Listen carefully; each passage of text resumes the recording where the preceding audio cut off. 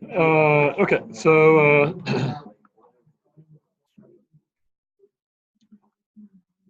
the test solutions are now in the solutions bin. If you click on this on the main Canvas page, you can go there and you can find the exam 2 solutions right here. So there were 2 versions of the test that were just kind of reorganized a little bit differently. And oh, I didn't fill in the big O for those. So let me do that right now.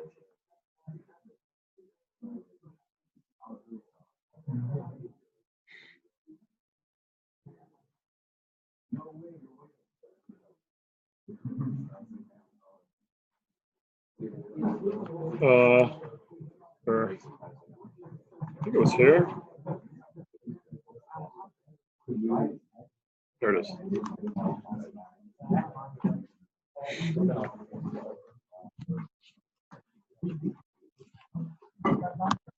All right. So the big O ones, the solutions are, the first one is O of 1. The second one is O of n. The third one is all possible ordered pairs. You can see it's a nested loop, so that's O of n squared. Say hi n times is O of n. Print all items twice is not O of 2n. It's just O of n. Print all numbers, then all pair sums. It's not O of n plus n squared. Just O of n squared. The Fibonacci one, so all these are worth 2 points except G, because it's a tricky one. So when you do like, suppose you're going to do, think about it, if you're interested in how this thing works, suppose you're going to do, God forbid, Fibonacci of 10. Well, what's Fibonacci of 10? Well, it's the sum of Fibonacci of 8 plus Fibonacci of 9.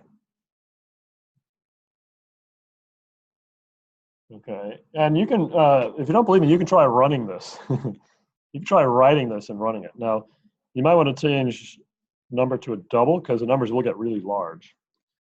But it's a really short method, but it'll take a long time to do this. Why? Because Fibonacci of 9, what's it going to compute?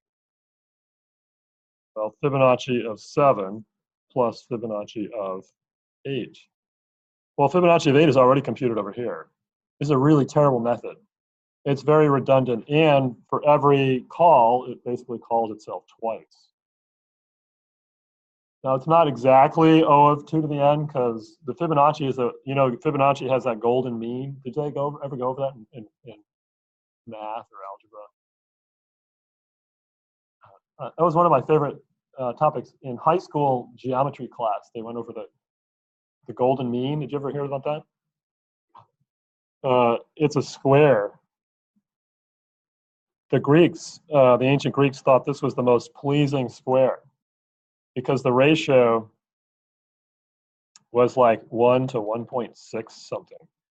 And that ratio is the ratio of the Fibonacci numbers as you get to the limit, as n approaches infinity, of like the ratio of Fibonacci of 10 to Fibonacci of 9, or Fibonacci of 100 to Fibonacci of 99. It's like about 1.6. They were really fascinated by this ratio. And they built a lot of their buildings, architecture like that, with these golden mean triangles. Anyway, it's pretty interesting, but kind of how math kind of works its way into things. So technically, I believe it's O of that golden mean. I think that actually also is the exponent. It's like n to the 1.6, but that's approximately n squared, and n squared is larger than n to the 1.6. Use O of n squared for that. So that's what I was looking for that answer. If you didn't do that, you lost just a point. O of n squared. not enter the 1.6. If you did enter the 1.6, you get an automatic A for the class. Unfortunately, nobody did.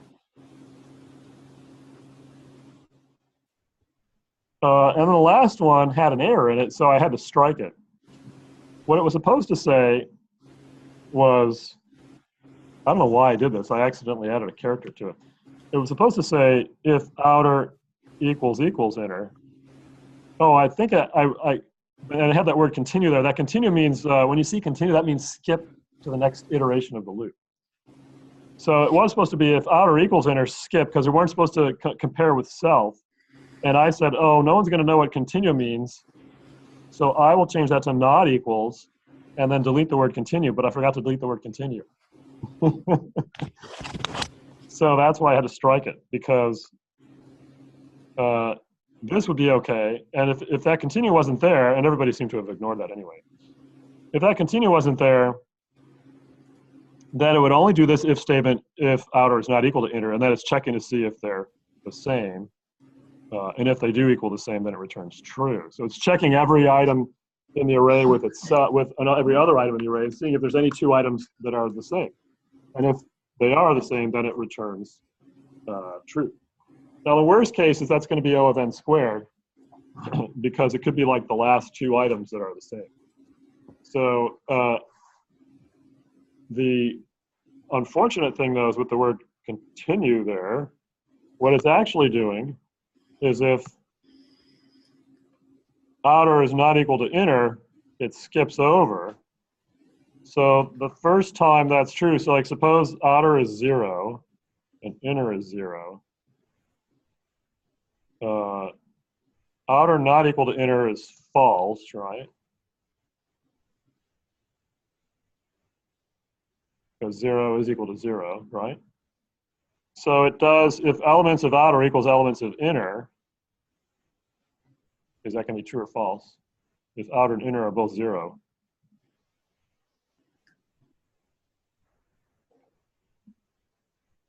Is that true or false? It's true, right? Right? So therefore, it's going to return true the first iteration through, making it O of 1. Nobody had that either. So that would be a really evil test question. Talk about a slate of hand, mark everybody up. Oh, you didn't see that. But it all shows why you should trace everything carefully. Even if you think you know what it's doing, it might be an error in the code. So this technically would be O of 1. What I was looking for was O of n squared, but what I ended up doing was just striking that, so nobody got marked off no matter what you did. Sean?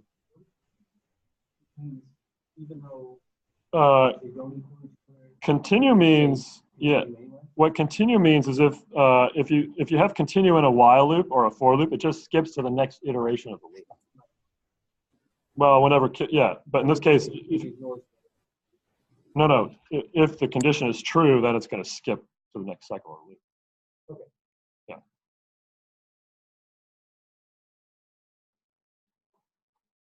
Yeah. So anyway, that has been removed. I will have to fix that in future if I ever use it again. But anyway, I thought this was good. It was much better than the ones that I normally do, which were also kind of all pretty perplexing. These actually, I thought, made a lot of sense.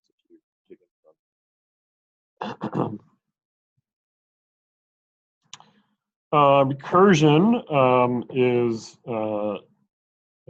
anyway, I don't know if anybody wants to look at anything in particular. I'm happy to go through this step by step. Do you want to go through the whole thing, or you want to look at some of them? We get on with the lab. This one is actually printing things backwards because it's printing out the whole thing. Well, it's printing out everything, for every time it goes through here, it prints out everything except the first letter. And then it prints the first letter at the end. So it's stacking it all up backwards, right? It's going to call itself, it's going to do print of A, B, C, D. The first thing it's going to do is call print of B, C, D. And that's going to call print, oops, can't write, print of CD. And that's going to call print of D. And print of D is going to call print of nothing. And that's just going to return. And then on the way back, that's when it prints out the letter. Then it prints out the D. Then it comes back to here. And when it comes back from printing CD, it prints out the C.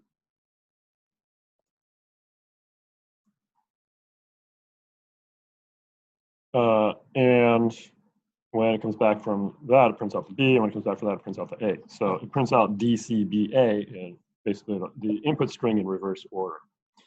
And you should realize that that is an O of N process. As the string gets longer, the process gets longer. This one was kind of tricky.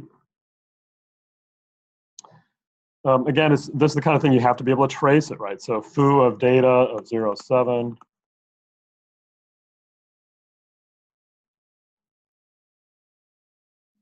Oops. Data comma 0, comma 7.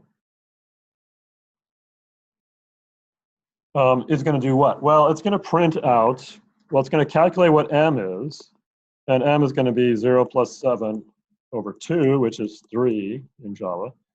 So it's going to return data of 3, which is 0, 1, 2, 3, 6, right? Plus foo of data, and then A, which is still 0. But B is now M minus 1. M minus 1 is 2. So in foo of that, you're going to actually calculate the M is going to be 0 plus 2 over 2 is going to be 1. So that's going to return data of 1, which is 2 plus foo of 0 and M minus 1, which is 0. Now, a lot of people gave up at that point, but that's actually not the base case yet, because the base case is if A is greater than B. Right now, they're the same. So we go in again, and we calculate another M, which is 0, and we return the 8 plus foo of that 0 minus 1.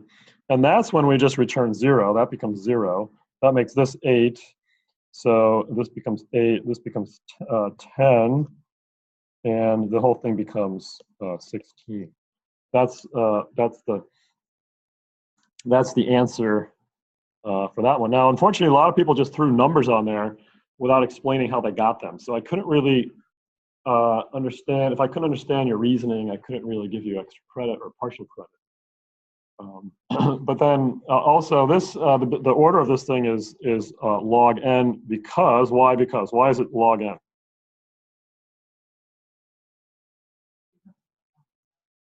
There's some math involved. What kind of math? Because it's dividing by 2.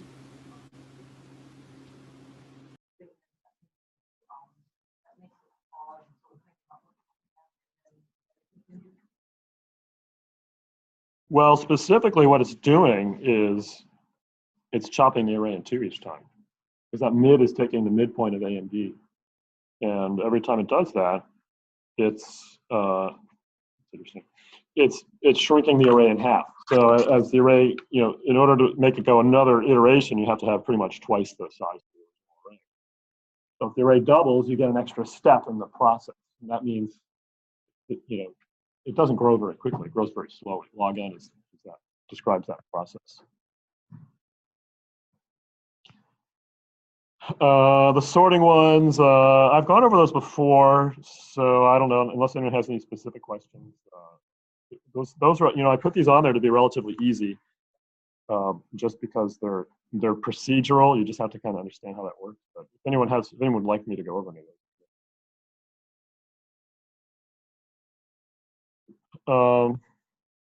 Anybody else? Anybody's dying to see the Duke begin one? Seemed like a lot of people were struggling with just understanding what this was supposed to do.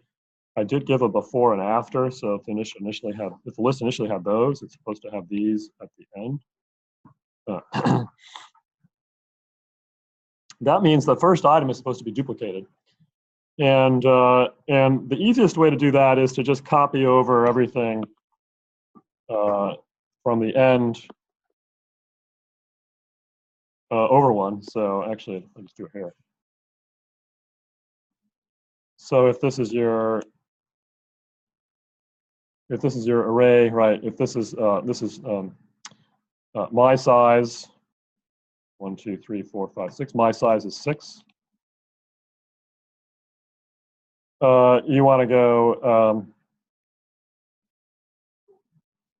if you just did something like this, you copy the 3 over there, you copy the 2 over here, you copy the 1 over there, the 0, the 9, and the 8, you would end up with 2 8s at the very beginning, which is what you want. You want to duplicate those 8s. So that would basically do it. That's what this loop is doing. It's just starting k at my size, k greater than or equal to 1. My array of k equals my array of k minus 1. And then when you're done, this should say my size. You add 1 to my size. There was a lot of other ways of doing it. That was the most efficient. The mystery method is starting with this as a memory map. It's the ending memory map is with an extra copy of the last node stuck at the beginning. And the way you can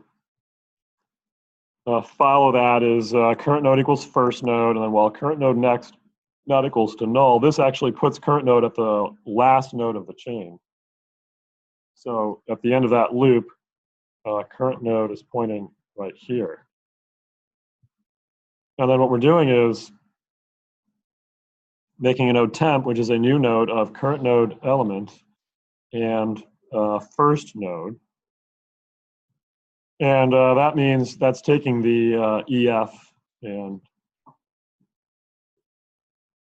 then having it reference the first node, which is the beginning of the list. So that's making a new node, right? Initially, you can imagine it's sort of making, and this one, it's making this new node where it has the EF from the back, and it's referring to the first node in the list. And then what you're doing is you're just setting first node equal to temp. So that's moving it so that the first node is that new node you just created. So that goes like that. And my size plus plus again, because you have an extra node in the chain, so that makes it consistent. And so that's basically, that's the picture that I was looking for.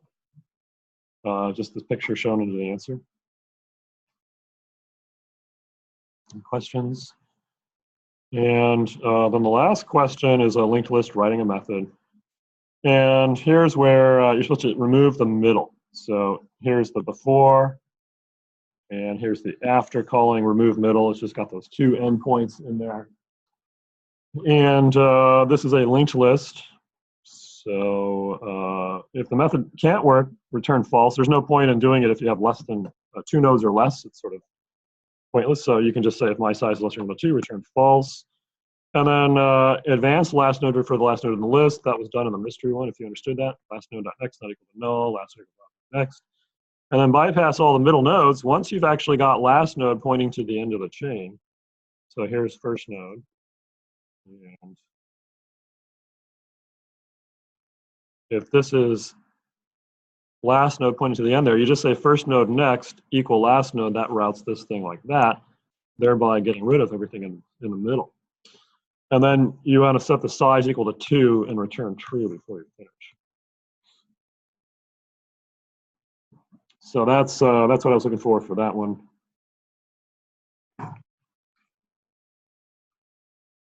Any questions remaining? Anything you want to chat about? If you have any questions that I haven't addressed, you can also come up after class or something, watch me as well.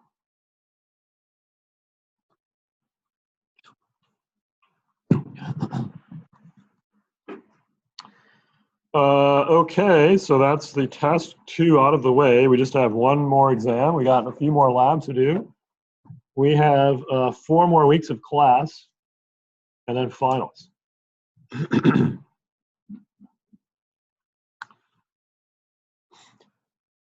I'm not sure what the final is going to look like. It might involve multiple choice questions which are based on the drill exercises. So, and then maybe a small coding example as well in there, just to kind of put a little coding thing in there. I think this level of problem is something people should be comfortable with kind of coming out of the class. So it might be a problem similar to one of these at the end, just to kind of verify it. If you're still having problems with these, I don't know, I would just continue practicing or whatever. I think the homework has kind of touched on those. There's just a lot of possibilities. There's also those drills you can do, those coding bad exercises for lists. This is really cutting your teeth on this stuff is kind of what this class is about, so that you can go off and do these things after the class is over. Working independently, working on these kind of data structures issues, and understanding the algorithms that that manipulate and get the kind of behavior that we want is important. And you also have a chance to do that on the work with these things on the final project. So let's go look at that. So the other thing is you got a final project to do. That's worth 10% of your grade. This is a very another great opportunity to really learn this stuff.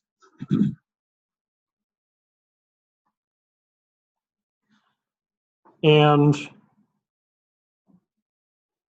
for instance, well, these are some, and you can kind of you can scroll through these at your leisure, but I always like to kind of point out a few things. The evil hangman, I've mentioned this before, is a really fun problem involving a dictionary class, which we're going to be looking at. And the idea of evil, I mean, it's a great problem because when you understand how to use the data structures, it makes it so much easier. Like doing this without the data structures would be really hard. But the rules of evil hangman, everyone knows how hangman works, right? You player partner guesses a secret word and you guess the letters, and then they tell you if you got a match, they show the letters.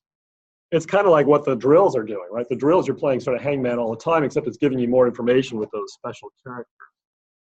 Well, what evil hangman does is it actually never really decides on what the secret word is. Instead, it maintains a list. It starts with a dictionary of all the possible words, like in the Scrabble dictionary, right? And if you guess like the letter A first, vowels are usually a good guess. It goes and looks at all the letters in all the words in the Scrabble dictionary that have a letter A in it, and all the words that don't have a letter A in it. And whichever one is bigger, it goes with that pot. So there's probably more words in the Scrabble dictionary that don't have a letter A in it than the words that do have the letter A. So it says, sorry, it doesn't have an A in it. But it never really decided what the word is. So now you guess E. Okay, well, there's probably more words that don't have E in it than the words that do have E in it. So nope, it's not. It doesn't have an E in it. Each time through, it's whittling down the list of potential possible words by the letters that you are guessing, because you're eliminating words left and right from that dictionary. But it's got to maintain a database of all these different variations as well. And how you keep track of them is the beauty of these data structures. And because you got to figure out, like, if, well, let's see. Here's a simple example. It's your turn to choose a word.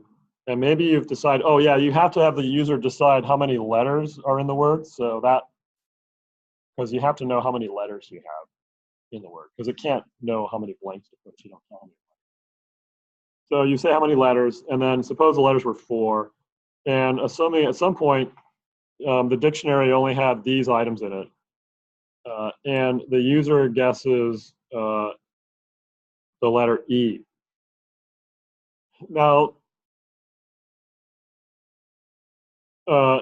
it's not only that, like, if E is chosen, you are going to say, yeah, it has an E in it. You have to actually show the E in the word where the E appears.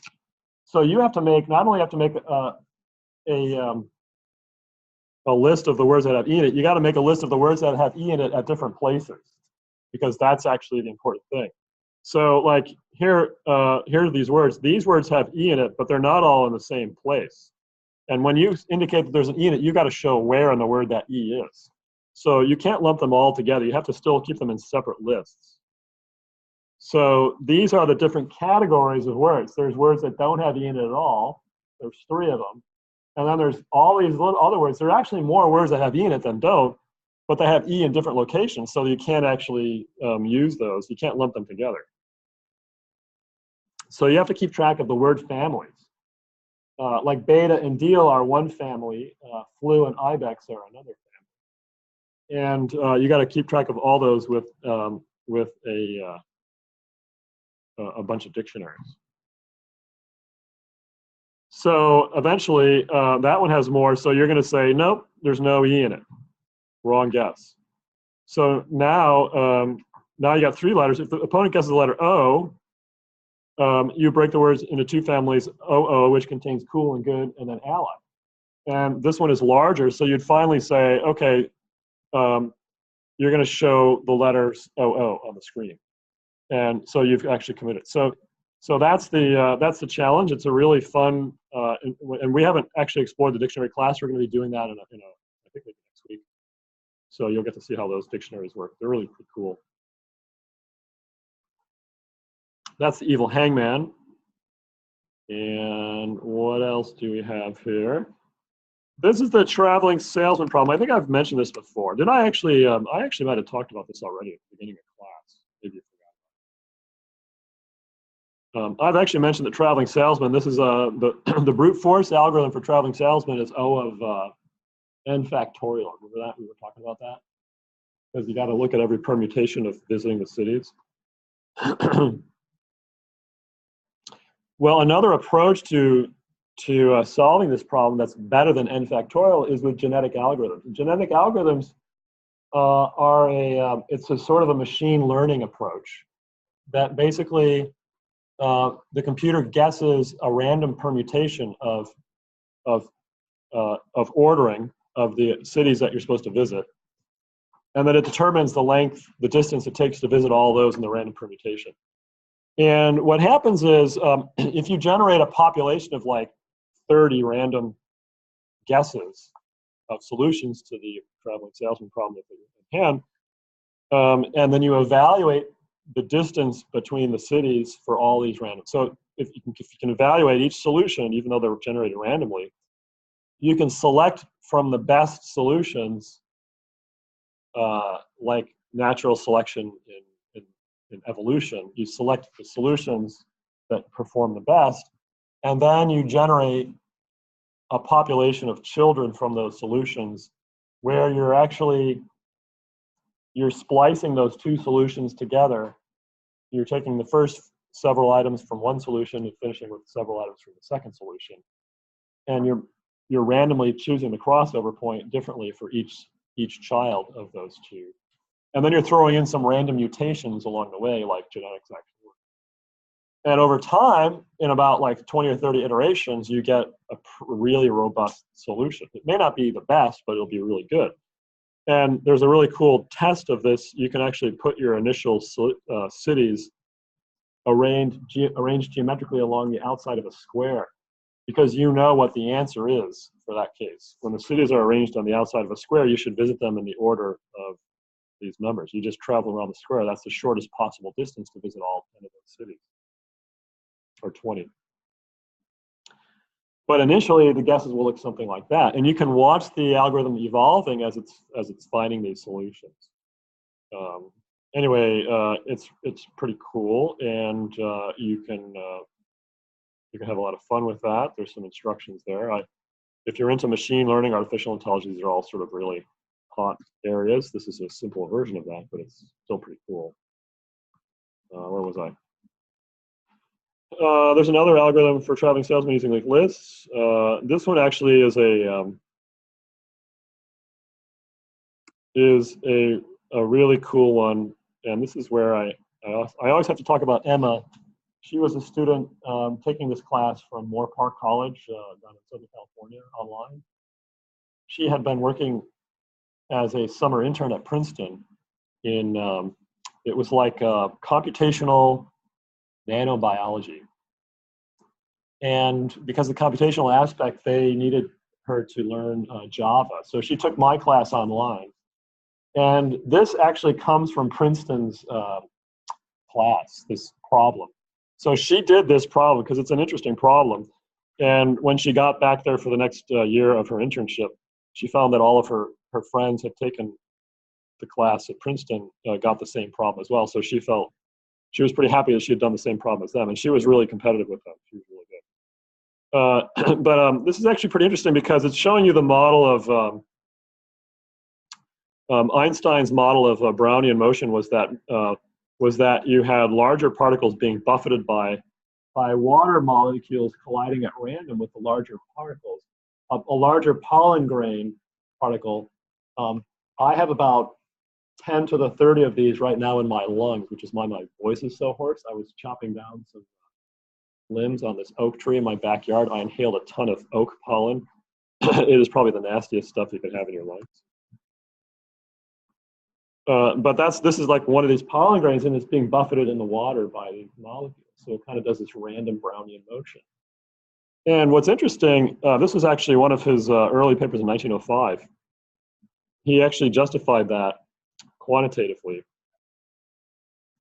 And in the process, in doing this one, it's actually an image analysis lab. You're going to be doing image processing. So if you're interested in image processing, this is another really good project. It's a little advanced, but it's pretty fun. And what you're doing is you're tracking the motion of these particles. And what you're doing from the outcome of this analysis, you're actually deriving Avogadro's number, which is sort of an estimate of how many atoms are in a mole or something, right? I don't know. I haven't taken chemistry in a while. But it's pretty awesome. So you're using some computational. It's basically computational physics. And so if you don't like physics, you can run away. But if you do like physics, you might consider doing this. It's actually a really, really cool preparation for anything kind of techie that you might want to get into with analysis. There's a lot of really cool computer applications in non-computer fields going on right now. This is one of them. But why do that when you can do the guitar heroin, which is even more fun than all of those combined? Guitar heroin is another project from the Princeton class. And you're actually using a cue to generate samples for a simulated guitar string being plucked. And there is a link on here which will play Stairway to Heaven. You'll actually be making your own synthesizer. I can never find the link though. I know it's here somewhere. Yeah. And if you do this one, you will actually, Stairway? No, where is it? Someone help me out. You got to find it. It wasn't there? Did you guys try to look for it? I know it's here somewhere. It was here. It always fun. I never changed this page. It always had it.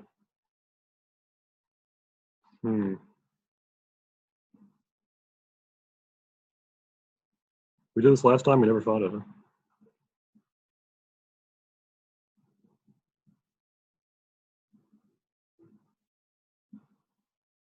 Oh, you know, maybe they changed the website. You know, sometimes they do that. I'm going to the Princeton site right now, so maybe they actually changed the website. So they took out the demo, which is kind of dumb. I don't know why they would do that. That was actually a nice.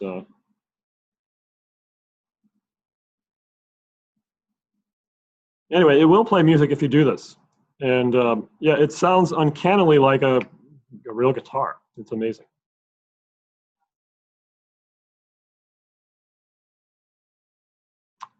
No, it was some kind of a. There was like a little MP3 linked to it somewhere. Let me look up MP3. No. Yep, no demo. I should never. I usually will like archive the pages which are good. I should probably archive this thing because you never know. Someday they might just pull this down. Can't do this anymore. Anyway, that's a fun project.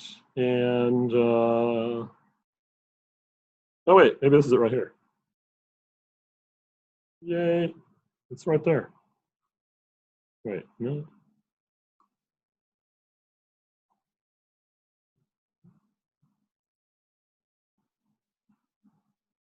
Yeah, you found it, right? Where is it?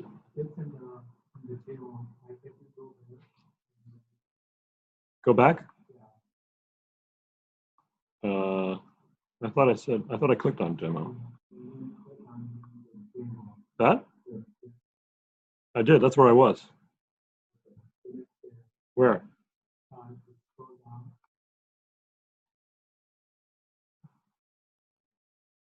Farther? The first 9 click on it. That? Yeah. That's the Flash player link. Oh, it says you cannot display this movie. Oh, I don't have Flash. Oh, right. No wonder I can't see it. There we go.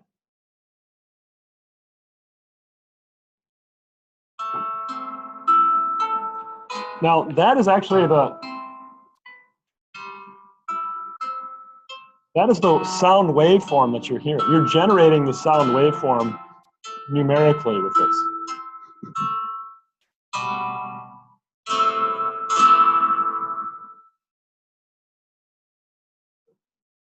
Yeah, it's really amazing, yeah, really fun. So if you're into computer music,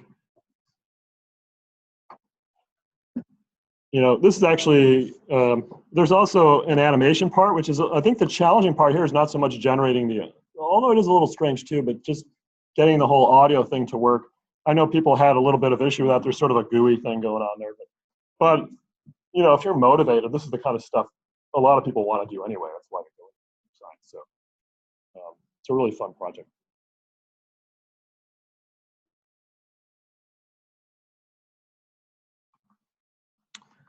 What else is there?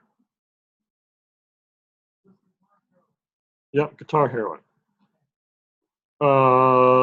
There are some other possible things you can look at. You know, all these are sort of interesting. There's like a tic-tac-toe that actually it actually examines all possible board configurations for tic-tac-toe and computes what the next move should be. So you make basically a dictionary of all possible moves. There's like 20,000 of them. It's kind of fun to think big for these things. There's some really fun projects here. I really like this stack-based language. This Bailey textbook I used to use years ago. It's a little more high level, but it's got some really cool projects. There's a project where you, God, I'm talking too much. Anyway, we should get going.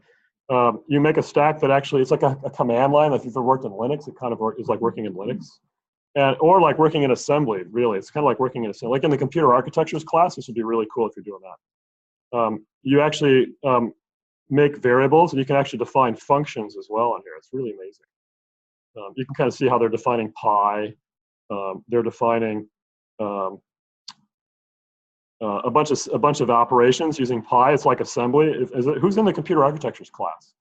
So you're already sort of doing assembly programming. This might be something you might want to look at. It's pretty cool.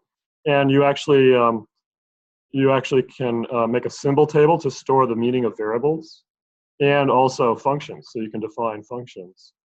And this one is like a function called area, which is, these are the instructions for the area, which is duplicating a value and multiplying it. So that's squaring it. That's pi, and that's called area. So that's a function called area. So if you're interested in like programming languages, this is actually kind of a really cool low-level idea of setting up a programming language. Yeah, a lot of really fun things you can do. You're so spoiled because they didn't used to have these many options. Web crawler is another fun thing you can do. It's kind of a default for people if you don't have any other ideas. It's fairly simple, straightforward. This one is actually cool if you like another thing of like sort of machine learning. What happened to Gardner's hexagon? That's weird. I don't know, but that's in the book if you want to check it out. This is actually, you know how chess games, chess programs work is they make a tree of all the possible moves and all the possible replies to those moves and all the possible replies to those moves. And every step down, you got another layer, another branch in the tree. And then it kind of explores the tree and figures out which branches are most likely to lead it to the win that it wants. And then it kind of makes the choices based on those. Kind of like that checkerboard problem we did, recursion, that was kind of going all the way to the end to see which way had the best score, so that it could kind of decide which move to make. That's sort of how you can do it with chess. Well, it's easier to use a tree because you can sort of prune off the things you don't want to explore. Anyway, that's a fun one. Another really cool thing is this SoundX name program I don't know why I don't have those things. I should try to figure out what happened. It actually classifies your name based on how it sounds. And this is actually used in the census to kind of track down where people sort of change their names slightly, the wording, the lettering of the names. Finally, there is this really cool project involving Huffman coding. It's this Lab 15 tree client. Hopefully this works. And this one is how data compression works. So you know how, well, like we've been downloading zip files each week. How do you make a zip file? A zip file is a compressed version of a file with a bunch of symbols, a bunch of other files inside it. But it's actually compressing the data using a tree, which we're going to talk about in a couple weeks. Anyway, very cool. It shrinks things down to the smallest number of symbols. And it's a very complex project. If you're pretty ambitious, you might try this. But be forewarned, it's a lot of work and not for the faint of heart. Anyway, you're encouraged to use one of these projects. It's a lot more fun to use a project where there's stuff starting as opposed to creating something from scratch. If you really want to do your own from scratch, please write a proposal so I can make sure it's acceptable.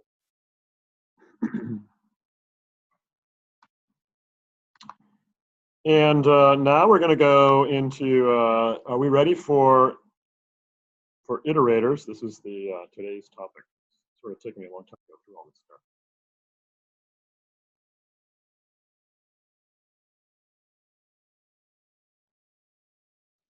So we'll start by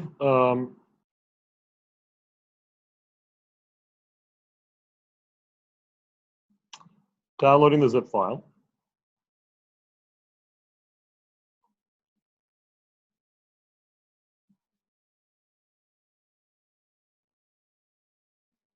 And saving it.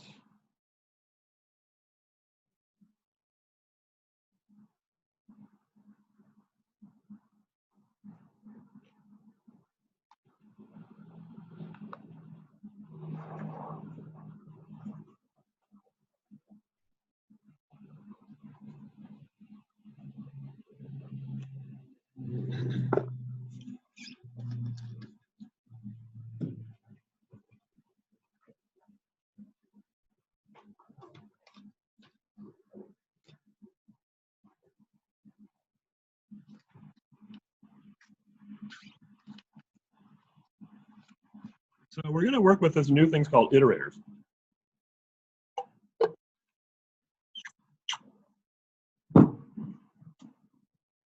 And you know, right now, if you want to go through and look at all the items in a list, how would you do that? A for loop. And the for loop would start with k equals like 1, and k would go to you know, my list dot length or current size or whatever it's called. And you would access each item using get entry. And that would work. And then if you have another data structure, you might do something similar. But eventually, it gets annoying that every data structure may have its own different methods, you know, to access the data. Like in this one, it's called get entry. Another one, it's called like, you know, DQ or whatever, right? So what you can do though is, and what a lot of languages have done, C++ and Java have both done this, is they've made more generalized patterns for accessing all the items in a data structure sequentially, and they're called iterators. Another way to think of an iterator is like a smart pointer, if you're familiar with pointers in C++. And what we thought we would do is open up the Lab 9 driver program, and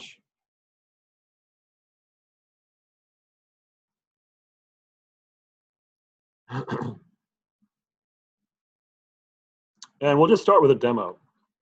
So notice we're including Java util iterator as well as the vector class. The vector class is just like an array list, standard class in Java, except it starts at 0 instead of 1 like our list does. Right? But let's activate the iterator demo. And you can see we're creating a vector of string. We're adding a bunch of strings to it, Monday, Tuesday, Wednesday, etc. And this this generalized way of iterating across the data looks like this. You say iterator of string, and we'll call it it for these iterator, is going to equal v dot iterator. Something like that. Let's see if that compiles. Yeah, that compiled. So what we just did is we got one of these smart pointers, and we pulled it out of what? Where do we get this pointer, this iterator from? Came out of what data structure? The vector v, yeah, which has Monday, Tuesday, Wednesday. It has the days of the week in it, right? So we pulled it out of that vector, and now to print all the items in v, convert it to uppercase, we can say something like while vit dot has next. That look familiar? And then you could say system out print line of vit dot next, and let's just do that. Does that look familiar? You know, what does this remind you of?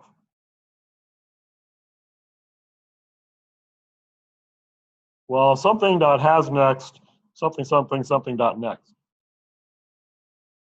Huh? No, not really. Well, yeah, in a way, but there's something else from 10a that we did. Yeah, reading files or reading the keyboard, right? Scanners, right? Scanners have the same pattern. It sort of becomes a universal way of just sequencing through stuff. If you make an iterator for it, it just makes it real easy to use it. And let's run this and see if it actually spits out the days of the week that we were looking for.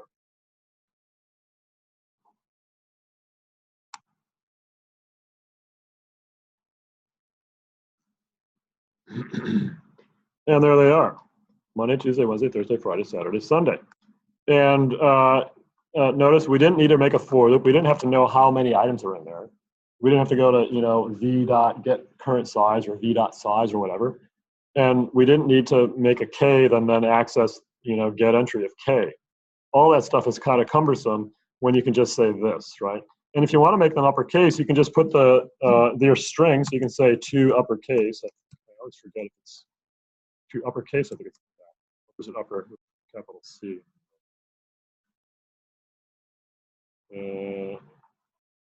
Kind of find symbol to upper with a capital C, yeah, uppercase. There we go. And now everything will come out in capitals. And you're just running, you know, filtering them through that so they come out like that.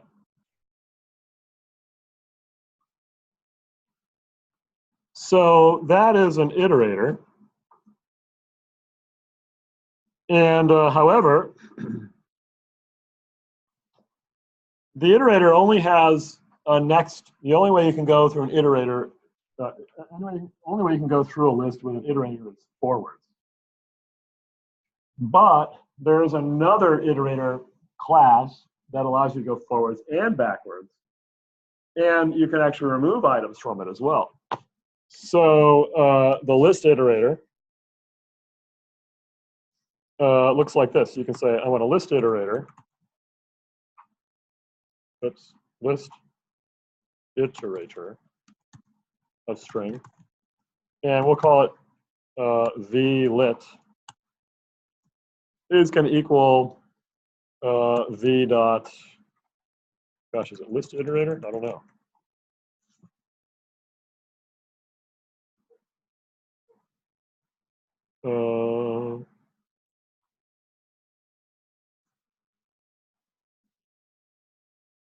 Oh, well, first we have to include that up there, right? We don't have the list iterator up there. So let's include java util.list iterator.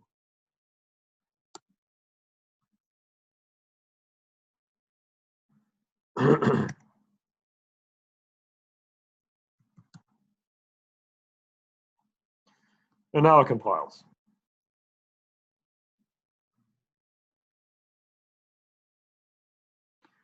And if we want to remove something, what you can do is, the way the remove operation works is remove will actually remove something that you just went over. So like if you went over something, to go over something, you have to go over it using the next operation. So like you have to think of like the cursor, like, you know, like right now there's a cursor right here, right? And that cursor is between two letters. If you can see that, I'm kind of, that little red vertical bar there, you see that? That cursor is between two letters. And when I say, like, it's like if I said next, right now, the cursor would jump over the T, right? And it would be like the T has been selected. So if I follow that with a remove command, it would actually just delete that T. If I do next, remove, the R would go. Next, remove, oops, remove, the I would go. And I could go previous, previous, previous, next, next, next. That's what a list iterator can do. It can do more stuff. So we can do this on our vector and remove Wednesday. So we could say if we want to remove Wednesday, we could say, you know, well, we want to say something like vlit.next and vlist.next. Oops, vlit, not list. So if we do the first vlit.next, we're going to skip over Monday. If we do the second one, we're going to skip over Tuesday. If we want to actually remove Wednesday, we got to do one more. We have to hop over Wednesday, and then we can say not list, keep the list, vlit.remove. And that will actually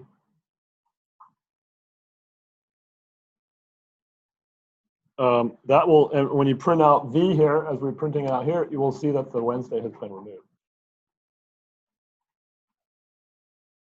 I thought it compiled, now it can't find the symbol.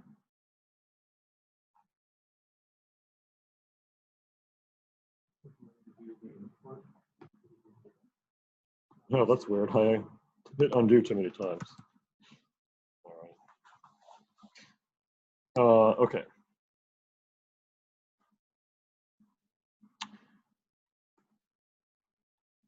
So that compiles, and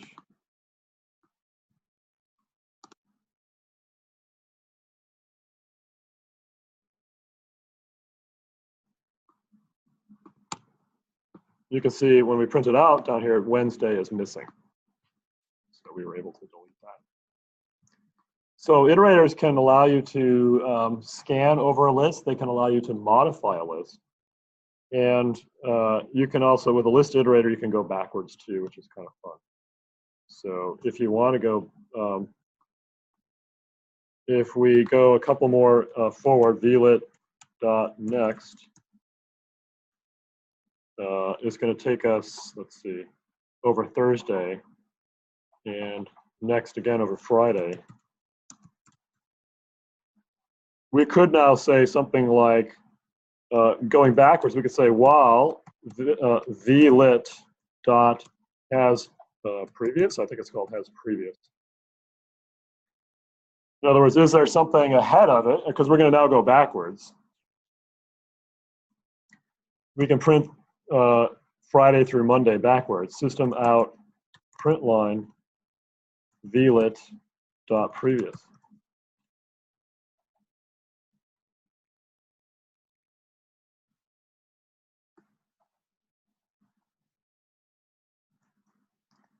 And maybe we should print out a little message like backwards.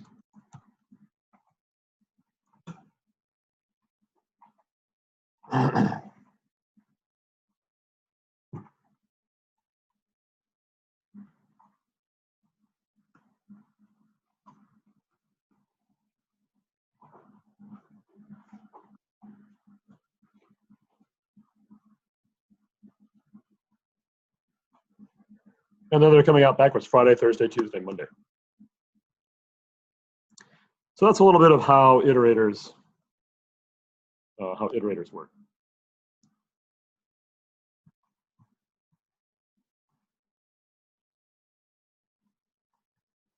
Anyone have any come to that? How's that going?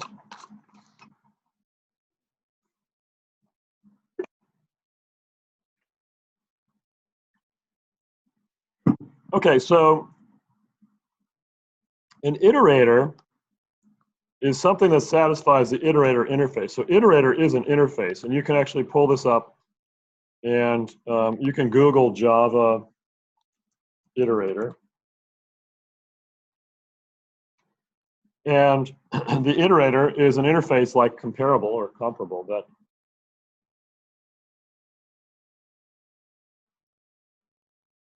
that defines a collection of methods that you define. And if you define that, then you can say that your class implements the iterator. And the methods are has next. I don't know what for each remaining is. Has next, next, and remove, which is sort of optional. So you don't have to define it. This one I'll assume almost new. For each remaining, performs a given action for each remaining element until all elements have been processed. You can also do a for each loop, by the way, if you have iterators.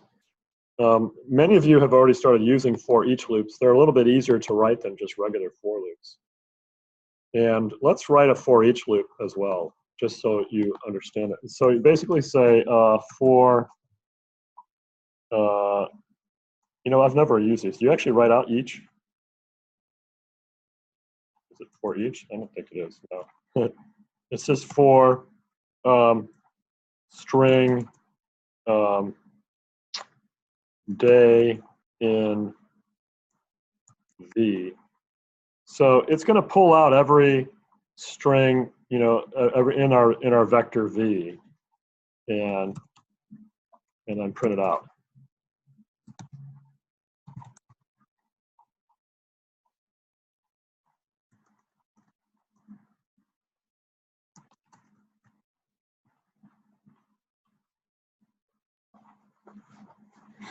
That's another syntax. This syntax, in order to do this, this requires iterator defined for V. If you don't have an iterator available, this syntax can't work. But it's another way of just easily iterating over all the items in a data set.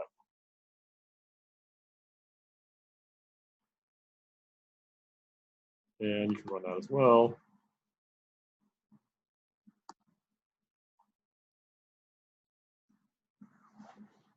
And again, it's showing you all those days. Again, that's considered more, it's easier, right, to do it that way than to, you know, make your own separate loop that does that. You can always use your own loop that uses, you know, get entry, but this is actually more convenient. So that's the iterator interface. If you define these methods, and there's a little bit of detail on them, has next returns true if the iteration has more elements. In other words, it returns true if next would return an element rather than throwing an exception. And next returns the next element in the iteration. Unless there's no more to return, then you have to throw an exception called no such element.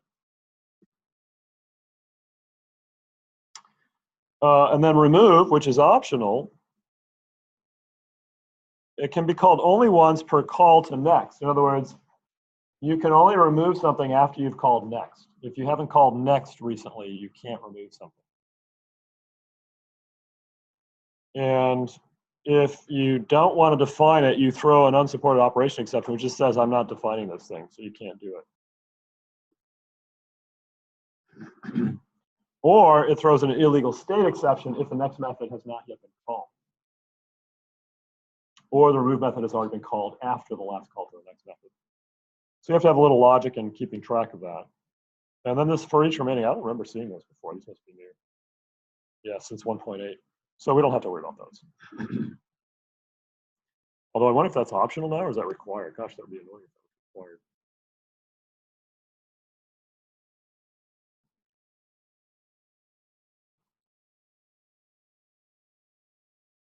Yeah, we might have to define something like that. Weird. Stuff keeps changing.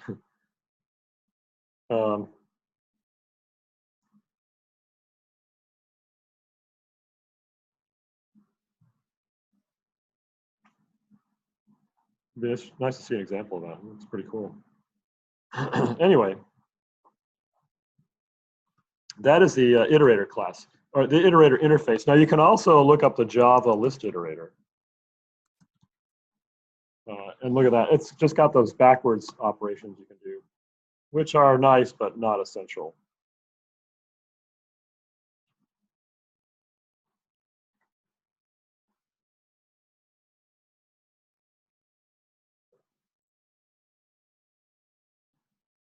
This one has, oh, you can even add things too.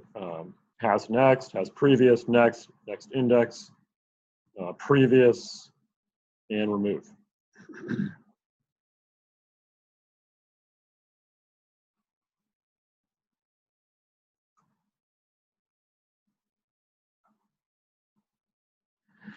So there is a lecture here, and I don't want to spend too much time because it's a little bit high level, I think, but let's take a look at the lecture here and just get some high level concepts here and what an iterator actually is. Wow, 60 slides. Maybe I should talk about this. This could be a PowerPoint. In general, I kind of want to just get into this stuff because it's a little bit late and not really.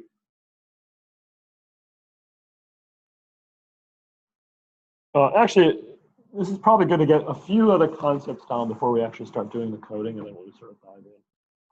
Let's just take a look at what they have here.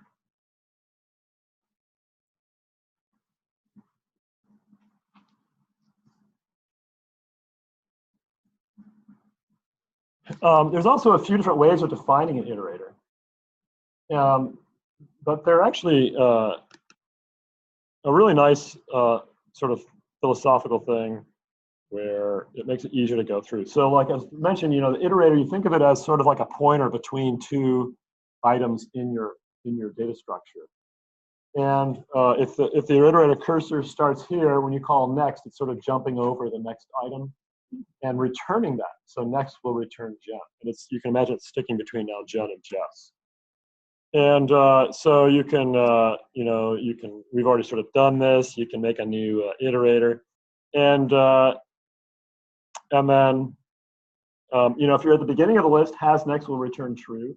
Next will return Jamie and advance the cursor. Next again will return Joey. Next again will return Rachel. And then has next here will return false. And if you call next at this point, you're going to get that no such element exception thrown. You shouldn't really try to access it after that. And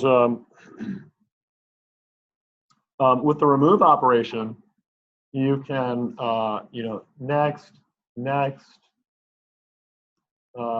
remove is going to remove Brittany, right? The one that you just skipped over is removed. And then next returns Chris. So that's the basic idea. And you're going to get drilled on these in the assessment drills. I'm going to skip over this just to kind of speed things up a little bit. You can also have multiple iterators. So you can have one iterator that starts it keeps a finger on one person, and then another iterator kind of goes through all of them. And this way you can count the number of times each item appears in the list. And implementing that could be done with a separate class or a private class within the actual class itself. Let's just so you can see that the diagram of the iterator is kind of like a smart pointer into the objects of the class. But we're going to define the class internal to the list class. Although we could also do it externally. I'm sort of debating that. Anyway, let's go and define the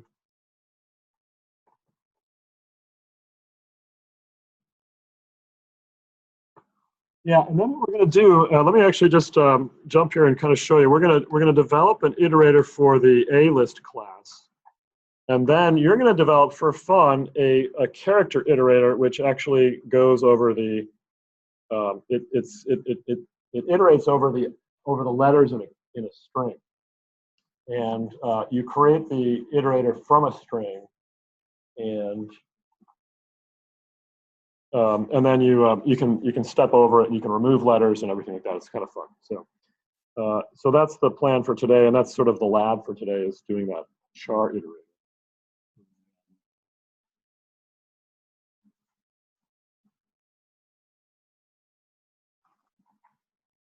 Oh, then there's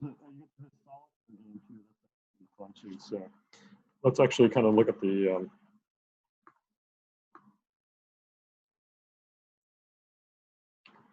scrolling down. Oh yeah, so now we're going to add an iterator to our own A-list class, and then you're going to complete the char iterator class and use that to modify a string.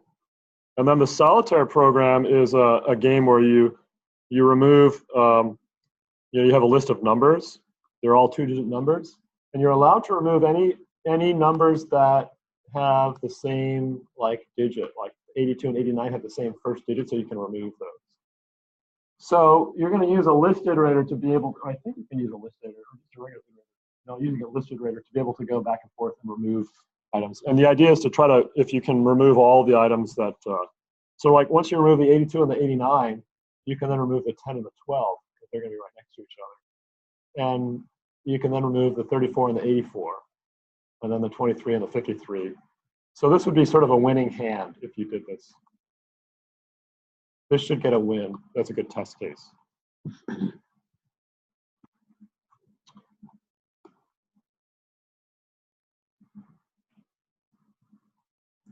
Anyway, so let's start by making this this iterator for an A-list class.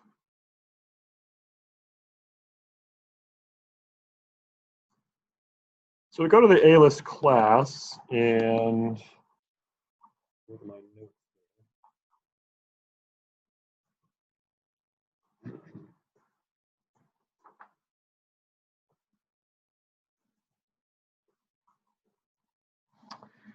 you can see this is creating the list, this is adding some months to it, and here we are making an iterator from our list. Now this is our own A-list class, not the vector class, so we have to define the iterator method. And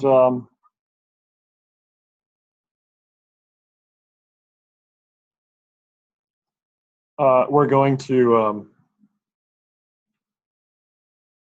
do that right now. So here in the at the top, we're going to also import java.util.iterator.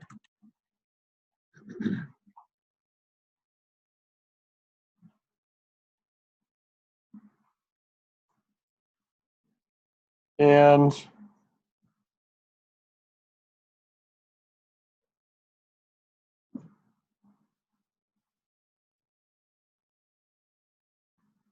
down here below the toString method, we're going to add this code here. So we're going to say, all right.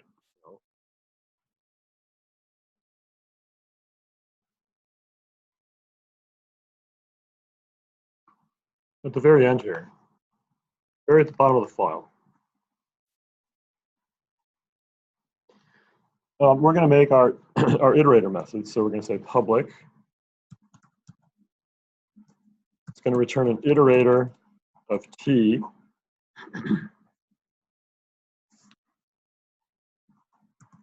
And this is just the lowercase iterator method, iterator.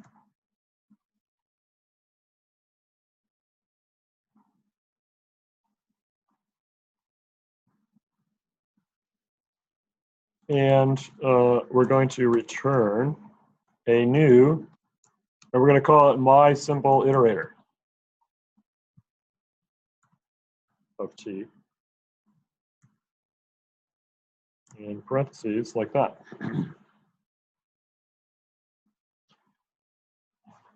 So we're returning a new my simple iterator, and we're going to we're going to define that class right now internal to the list, although we could also do it external.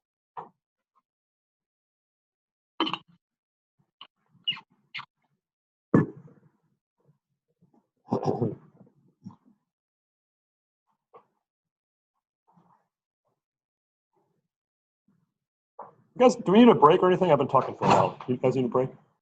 Are you guys okay? The middle things, okay?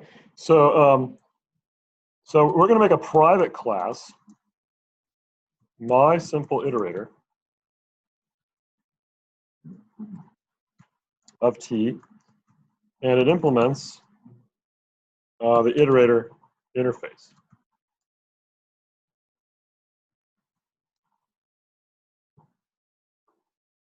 So it's giving us an iterator of T. Now, we're going to define the different methods in order, if we say we're implementing the iterator, we're going to have to define like the has next, the next, and the remove method, even though we might not want to allow remove.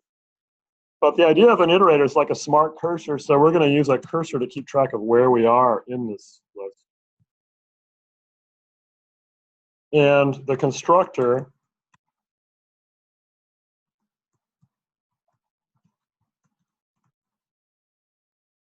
is going to just set the cursor equal to -1.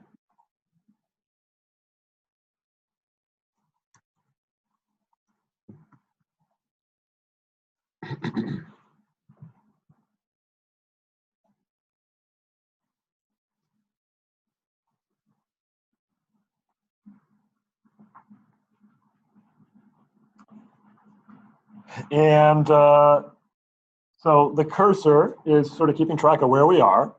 And this is a list, right? It's a list that has an array inside it. And, we're going to be able to return items from that array. But the first thing we'll do is the has next. We're going to say public Boolean has next.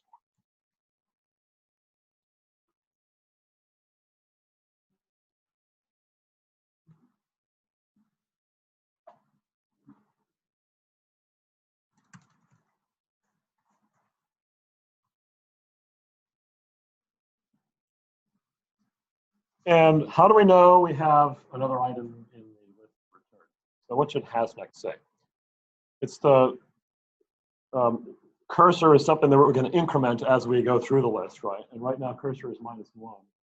What would be a comparison that we would want to do to know if we have another item on the list?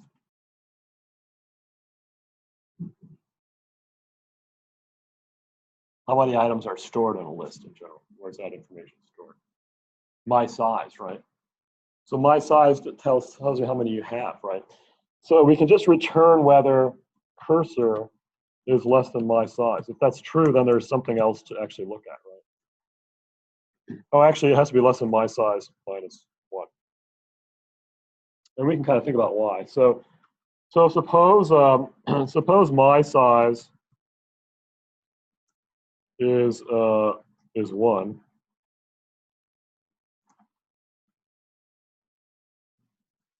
And yeah, so now -1 is less than 1 minus 1, right? Yeah. So that'll say true. If we only have one item and the cursor is at -1, it's going to be able to print that out, right? So that's available.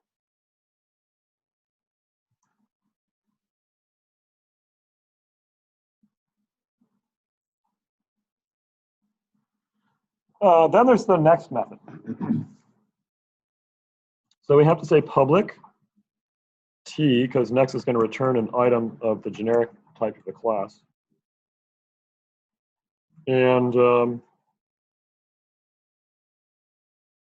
we say if not has next. If what that says is if there isn't anything left, right? If we don't have anything, if has next is false, we have to throw a new no such element exception.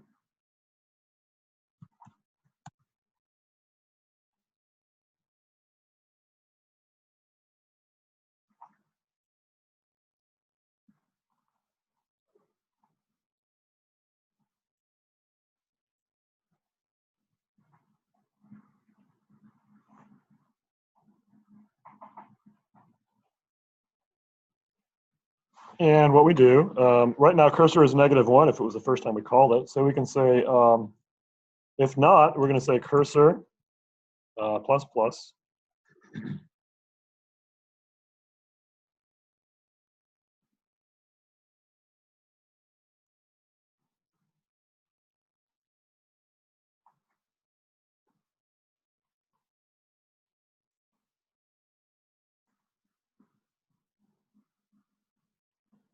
And we're going to say, basically, we just want to return my array of cursor.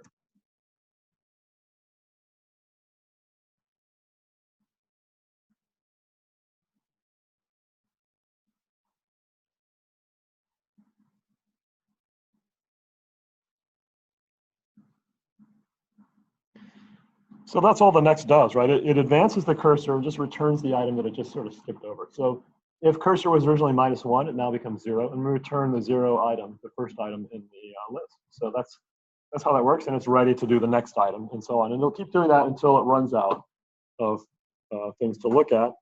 And then finally, we have to define a remove method, even if we don't want to make it do anything. So we have to say public void remove. And if you don't want to be able to remove anything, or you don't want to worry about it, you just throw that exception. It's just the new, throw a new unsupported operation exception.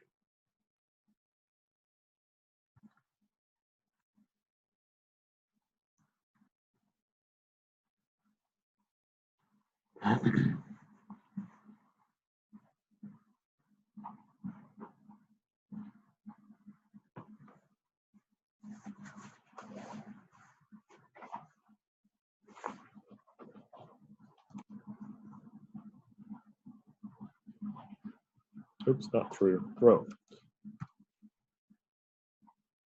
Well, we're gonna have to fix a few things. There is no, doesn't know what an unsupported operation is. So we have to include that. Pardon me? Oh, I just spelled it wrong here. All right. That could help.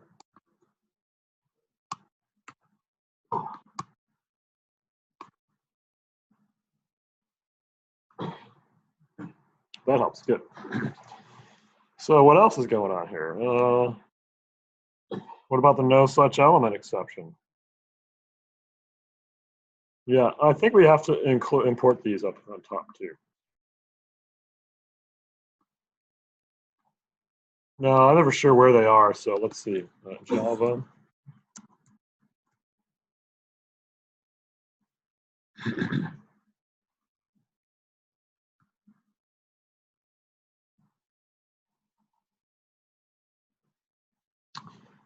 It's in this Java Lang runtime. Oh, that's in the, wait. Java Lang should be included already.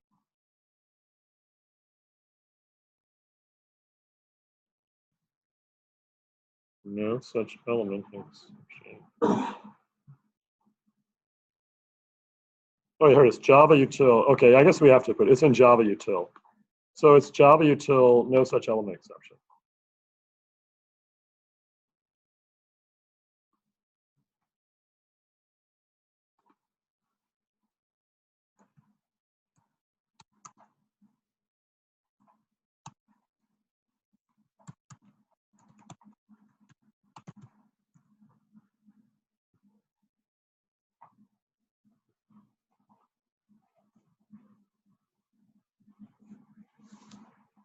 Okay, so we got past that one. Now there's another error, and that is we can't return my array of cursor because it doesn't know. Isn't that funny? T cannot be converted to T. Only in Java would you see that message. T cannot be converted to T. Well, what that means is it doesn't know what T is. I think that's what it means. So we have to manually cast it. So what we say is we say remember this thing, we have to do that suppress warning things again. We have to say at suppress warnings for unchecked. And then we're going to say t temp equals casting to t my array of cursor.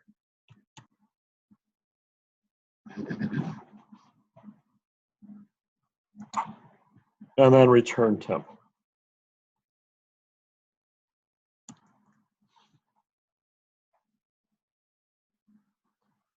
At that point, we have a go. At least I do.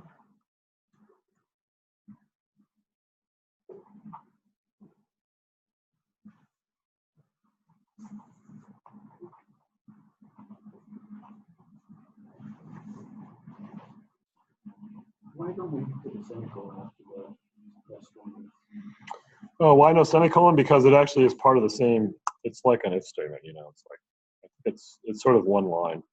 You're sort of suppressing warnings for what's to come on the statement.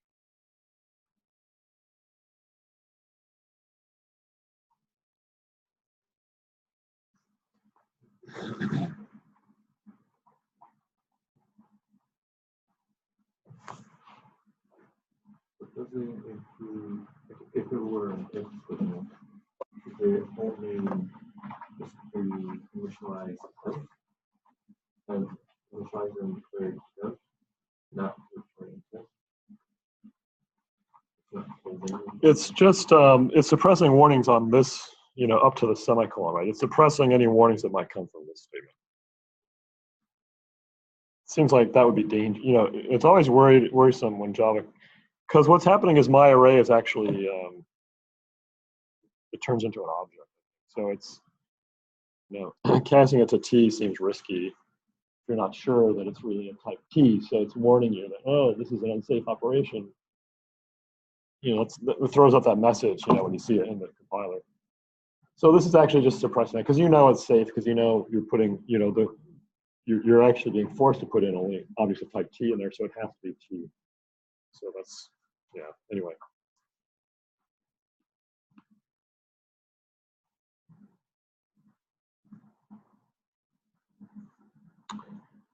Has everyone got something that compiles? If you do, you can try running the example code, which is right there. And it's going to print it all out and print everything out in uppercase using the for each loop.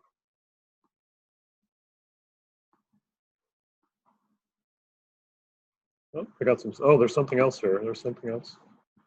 Control K. For each not applicable to expression type required array or Java lang iterable. This is good. You all getting that error, right? So what that means is, in order for this to work, the class has to have an iterator. Well, the only way Java will know that it has an iterator is if you make your class implement the iterable interface.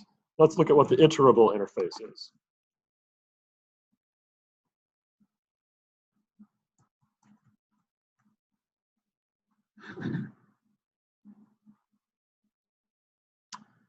The Java iterable interface requires a class to have a method called iterator. And I think these default ones are just optional. So yeah, if you've got an iterator method, then you can say that you're an iterable class. Does that make sense? It's sort of another safety on the actual list. So what that means is, right, so we actually had to put that, you know, this new class we created implements iterator. Some questions here? Oh, we got some chat here. Let's see. How does break work inside of loops? So that was played a long time ago. And how does break work inside of loops? Yeah, the way break works is it kind of just gets you out of a loop.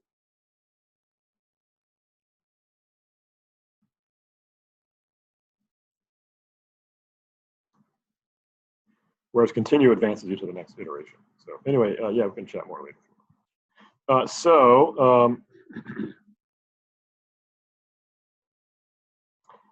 So we made this iterator class, which implements the iterator interface. But now we got to tell Java that the array list has an iterator. So that's what the iterable interface is doing. It implements iterable. And I guess iterable of t, I don't know, does that just say t after it? Yeah.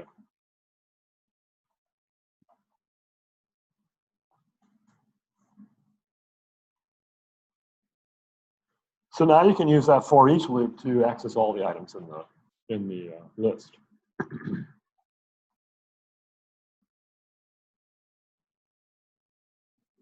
Mm-hmm. For the constructor for iterator, Yeah. it says it cannot find the symbol for class by a single iterator.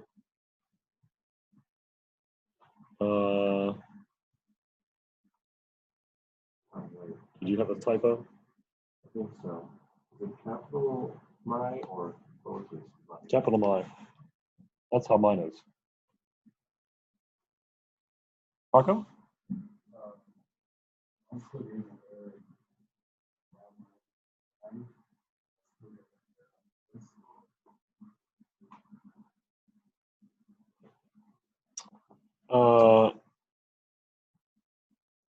You mean it says it's not an iterator?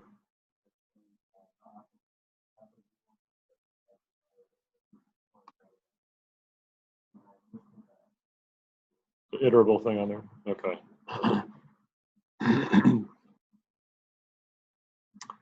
Well, why don't you all, if you get it running, go ahead and see if you can verify that.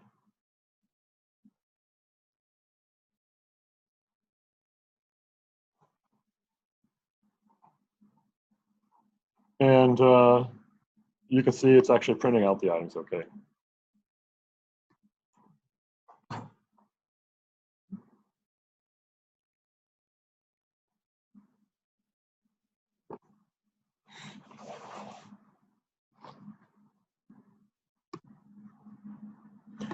So if you're having problems, let me know and I'll try to fix it. And actually, if that works, you can start on the char iterator, and I will get you caught up when I come back.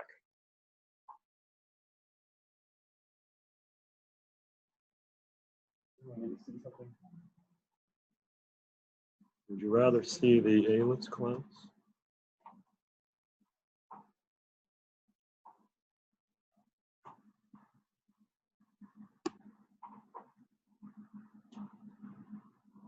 Okay, I'll be right back.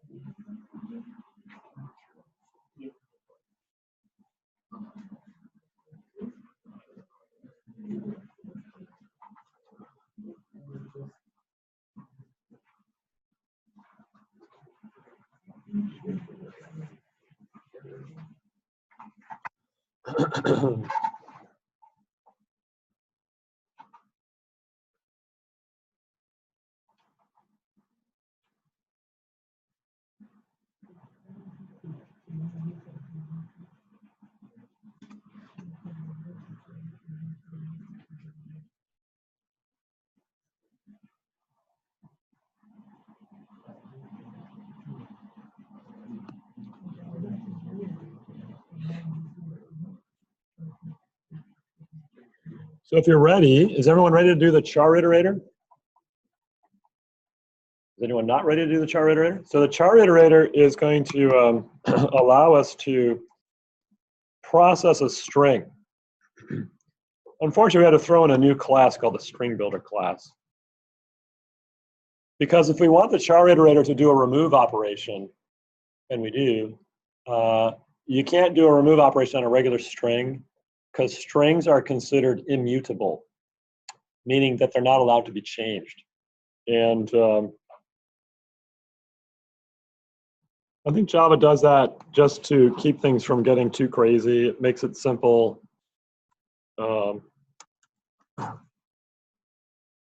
does it actually tell you that it's immutable? Well, one thing, you know,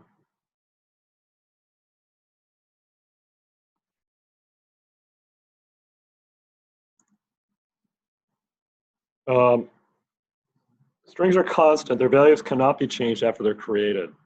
String buffers support mutable strings because string objects are immutable. They can be shared. And I guess it keeps things from being, whoops, it gets, where was I?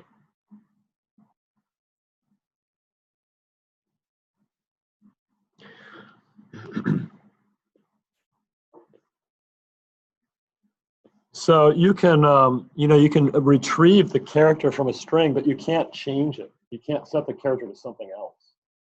So there's a string builder class. You can see it's right here. String concatenation and modification is available through string builder or string buffer.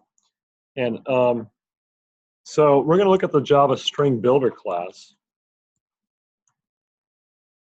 And the Java string builder class is has a not only does it have a char at, let me see here.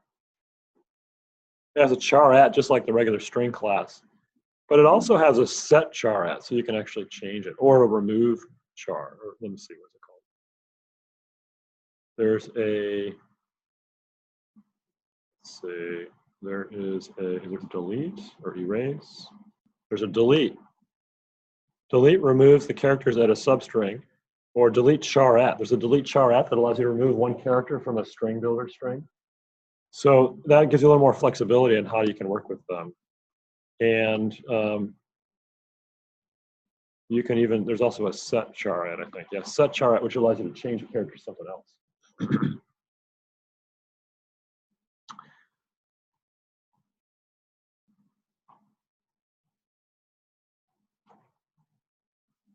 So you're going to make a char iterator class that takes a string builder object and makes an iterator out of it. And this is going to be an external iterator. It's external to the string builder class, but still you can actually make it work that way.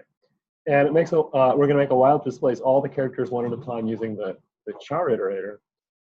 And then you can use a new char iterator to remove all the letter O's in the string.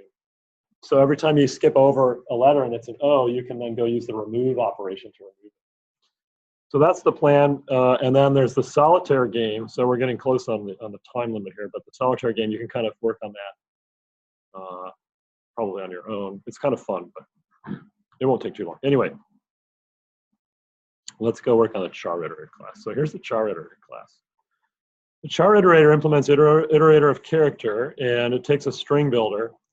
The constructor just sets the string equal to a string. So we're just going to say the string equals a string.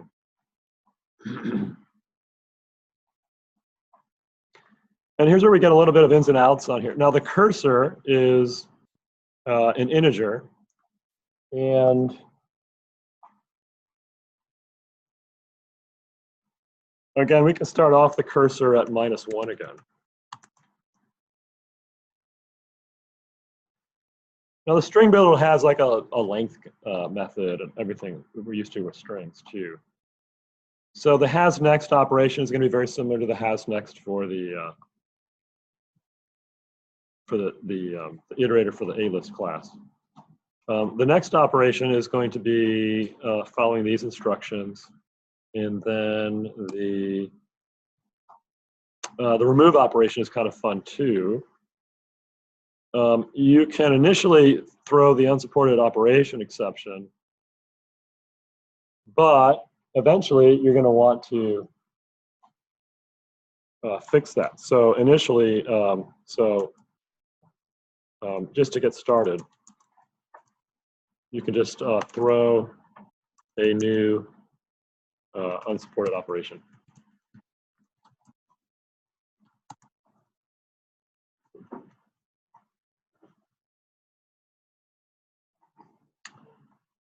And Yes again.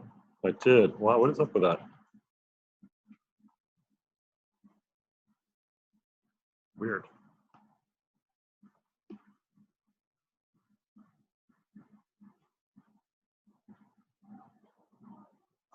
So let's get the main thing working, and then we can come back and work on the remove operation. So you have to write the has next and the next operation, sort of like we just did for the other, but you got to adapt it to the string builder object. So like instead of using my size, you can refer to you know, the string dot length or something, right? That'll be like the equivalent of my size.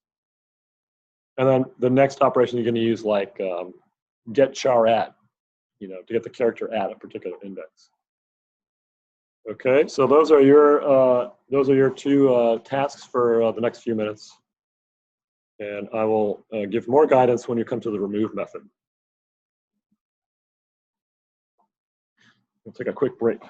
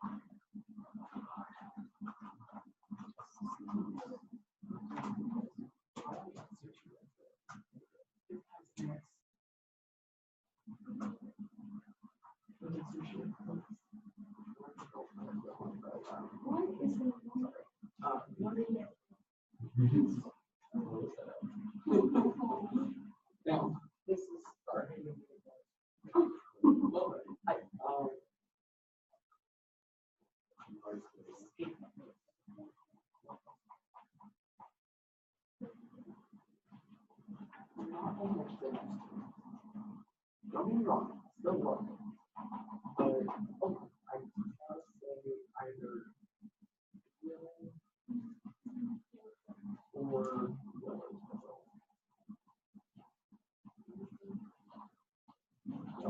it has next. Yeah,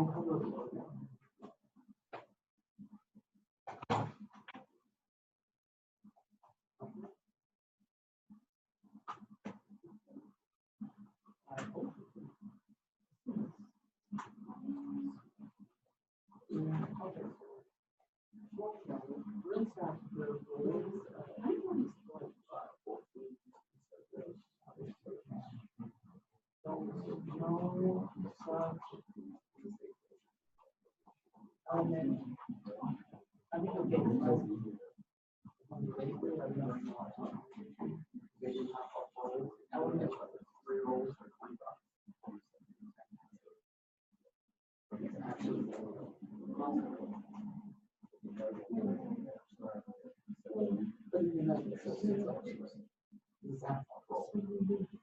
all of their roles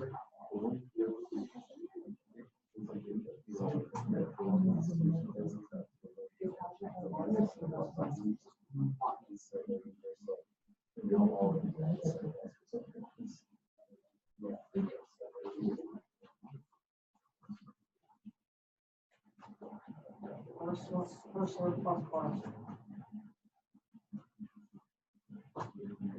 Thanks. I don't want to talk about you. And there's many problems with this. Oh, here we go. Gotta zoom on to a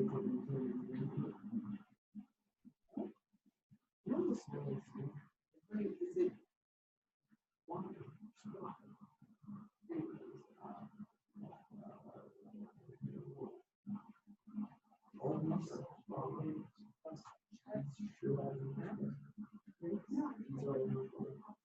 No, it's not. I think the most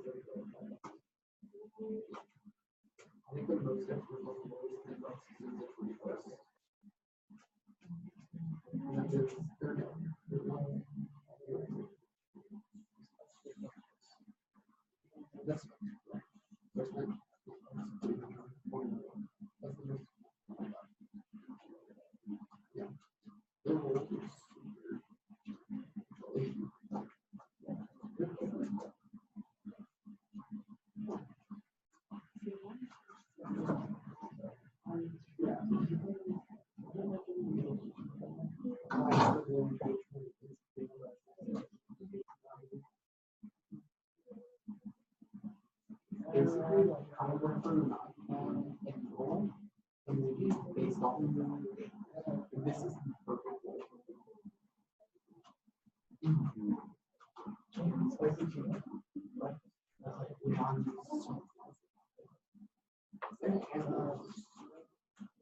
Yes. This one is also the machine.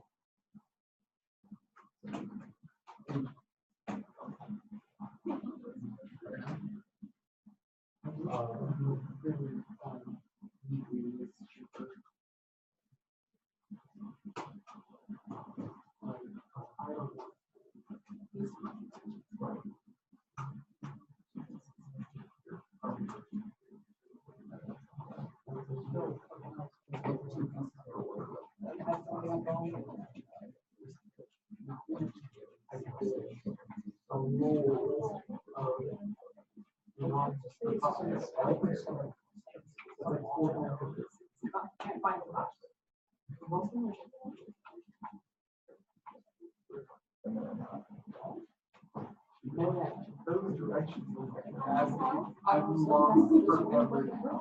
Thanks. Thanks.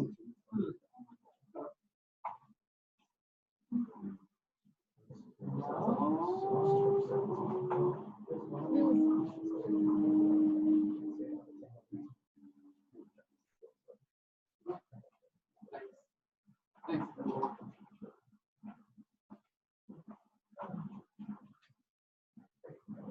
trying to like picture. Yes, but I'm trying to picture like where on there. Oh, okay. Oh wait, that's the fish one. Like I'm trying to picture like this specific place. Oh, you know what? Yeah, okay. I think I know what that is. I have not read that. If that was not clear, but I don't know.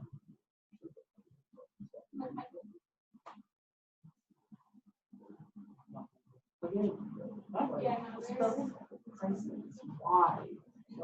Why you gotta do that?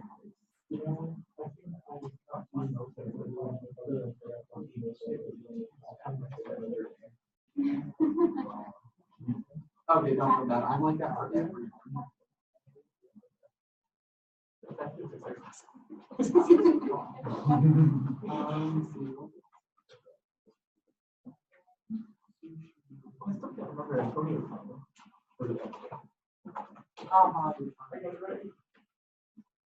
Okay, if it's really good. I really consider it. Right. And yeah, it's not like a sushi. I cannot. Like no. Well, I was a kid there.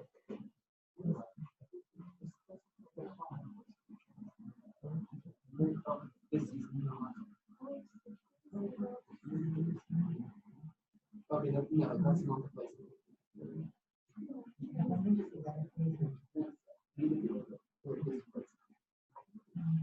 Oceans.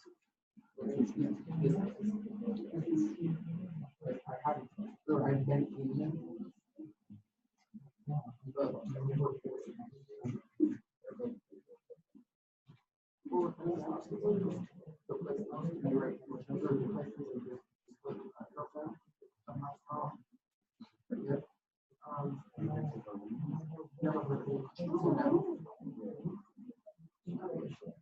Most of my sushi are in the where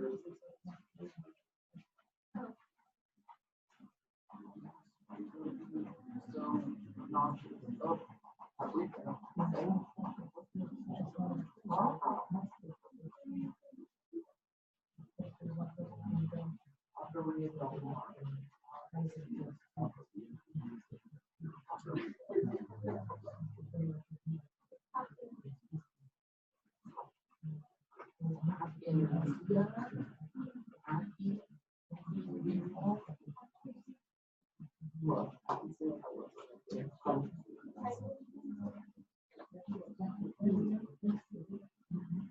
Look, I did all my homework for this yesterday.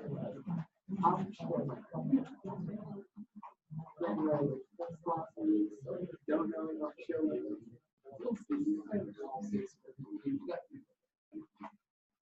Probably. Yeah, Washington and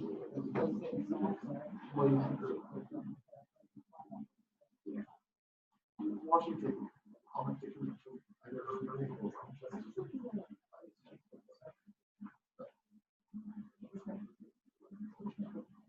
okay, we're not going over. Okay. Great. I think they have a section in the show right now.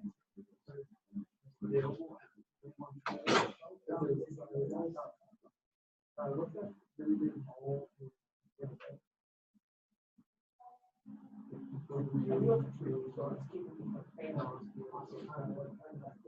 that's what I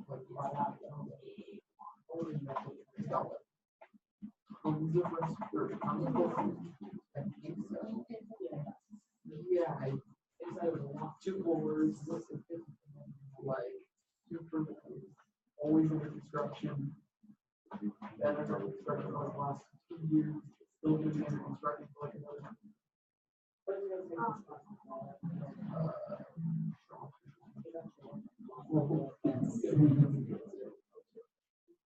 $80,000. Wait, oh, it is plus. Okay, see, I'm just comparing dollars there. But actually, yeah. It's called sushi.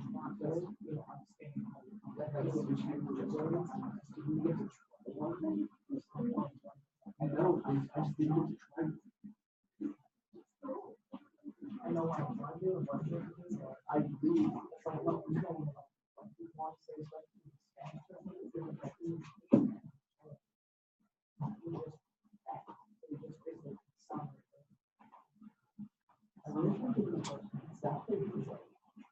It's actually sushi one. It's not sure. It's like vicious.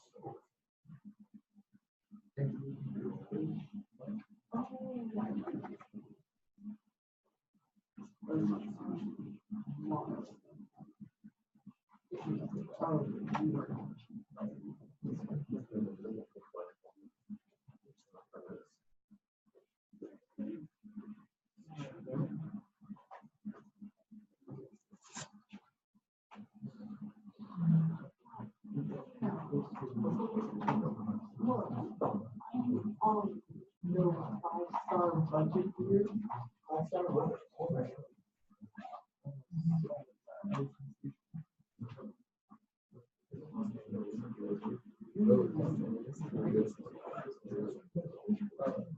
That's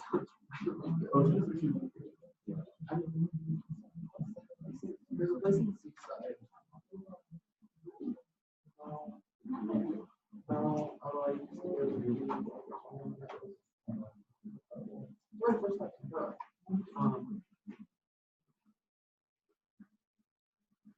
You guys keep the place in Seaside. Oh my god. Yes,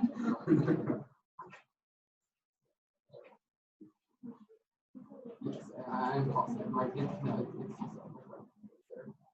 a sushi. Oh. Yeah. Is it good? They say.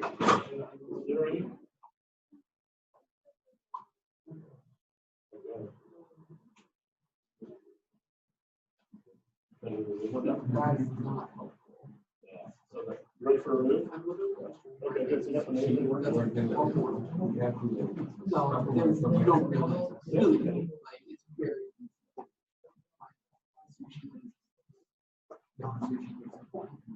I'm just.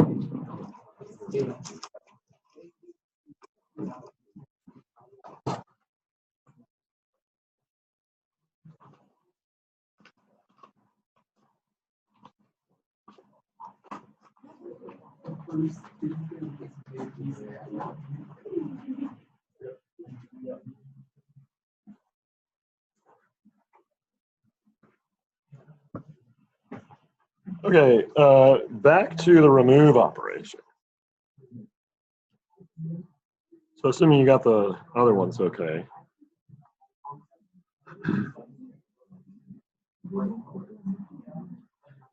So there's a precondition that next has to have been called. And there's an illegal state exception if next has not been called. So you have to have some kind of an if statement, right? You have to say something like if not next called, yeah, or something like that. If next hasn't been called yet.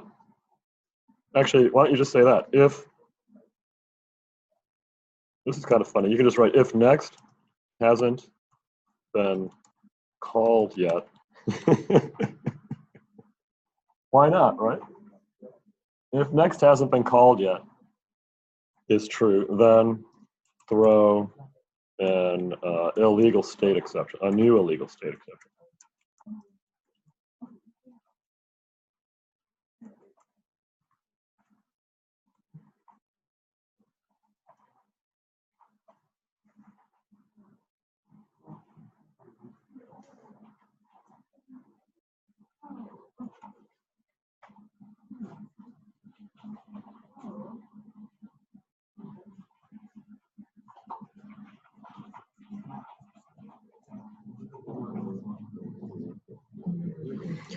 So next has to have been called, and remove can't have been called yet. And then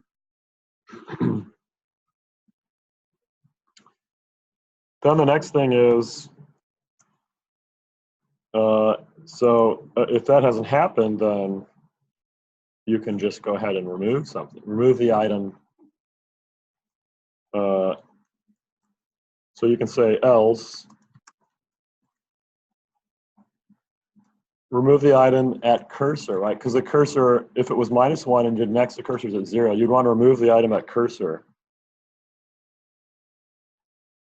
And reset next hasn't been called yet to true. Wait, false.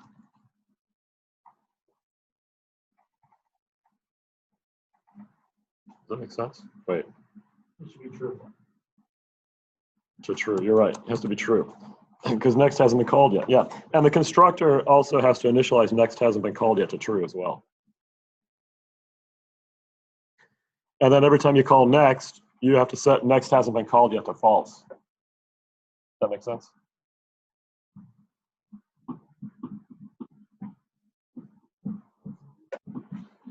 So you have to add a new variable in your class called next hasn't been called yet.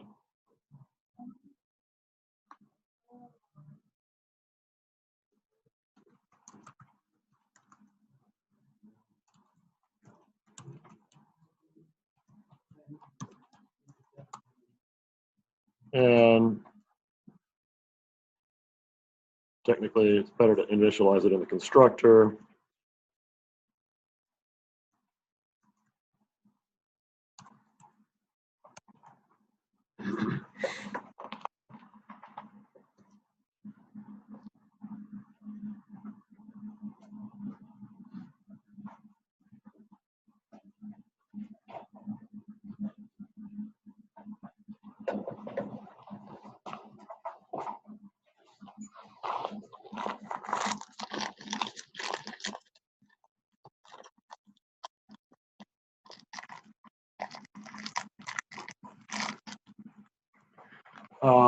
Does that make sense? You don't know how to what? Well, you have to look at the string builder method, right? The string builder has a method to remove a character from a string. And the character is going to be the location at the cursor, right? So use that. Was it called delete or something? Or delete char at. Use the delete char at method. Yeah.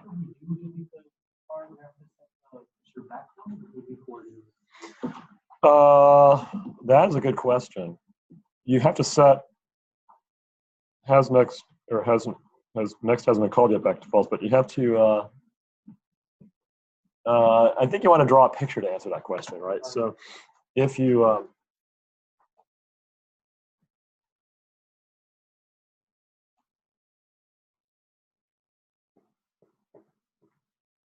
if cursor is at so it starts off at -1 and then it's at 0. That's the one that you would actually remove, the one the cursor is at.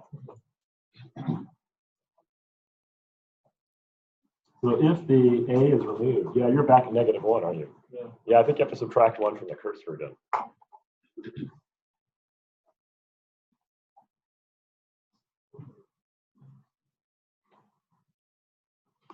So your else is going to remove the item at cursor.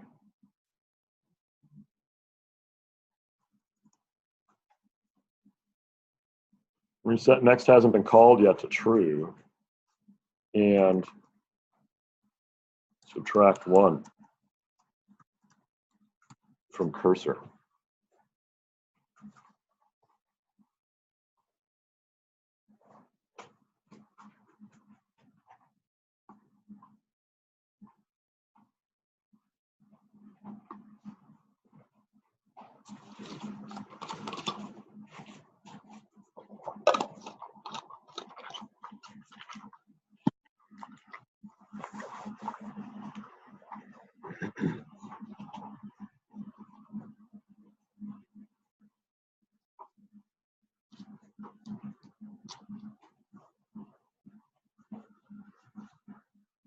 So hopefully that's enough clarification. So next, you're now going to have to set, next hasn't been called yet to false.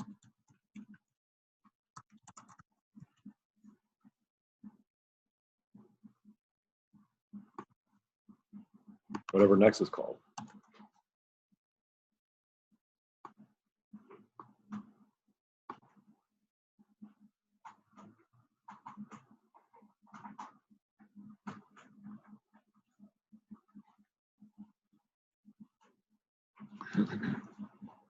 After we go through the part of the lab where we have to go through the entire string and delete all the O's, Yeah. how do we go back to the beginning and then go through it again so we can print out all the yeah, you would make a new iterator. Yeah. So once you do the part of the lab where you remove all the O's, then to print the whole thing again. I mean, you could just print it using just the print statement. I don't know if it asks you does it actually make a new iterator? Yeah, show test after your operation. No, you should be able to just print test. You don't even need another iterator. Just print test. It should be gone because you're actually modifying that string builder. Are you? Wait.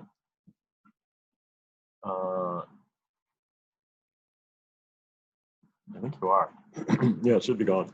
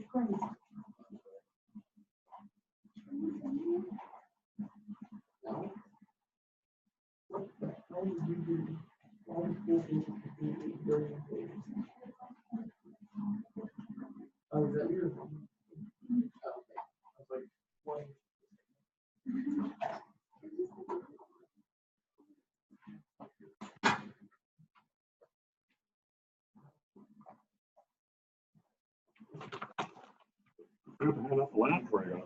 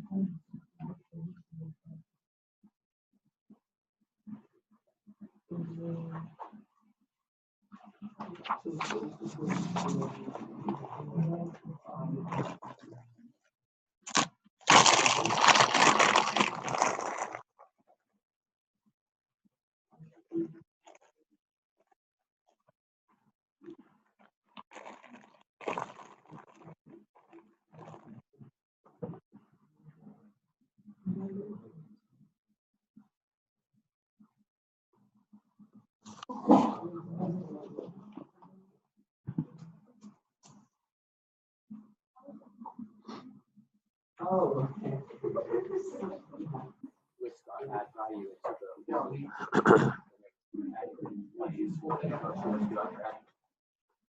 Well, I would focus initially. So this test pattern should give you a win here. Yeah. So this is actually, if you want to do a random one, you could do this, but you don't have to worry about that for now.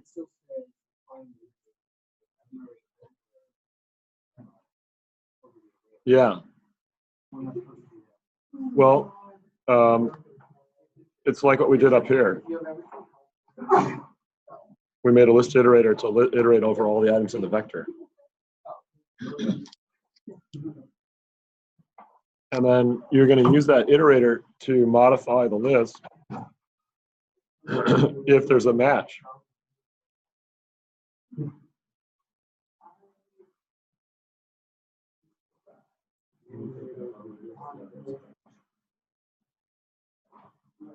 And here are some tricks. You can do something like this, where you get val1 and val2 from your iterator, and then get the first digit of val1 and the second digit using things like modulo and division, right? And then if some condition is true, do a remove, go back up, and then do another remove. So you remove both of them.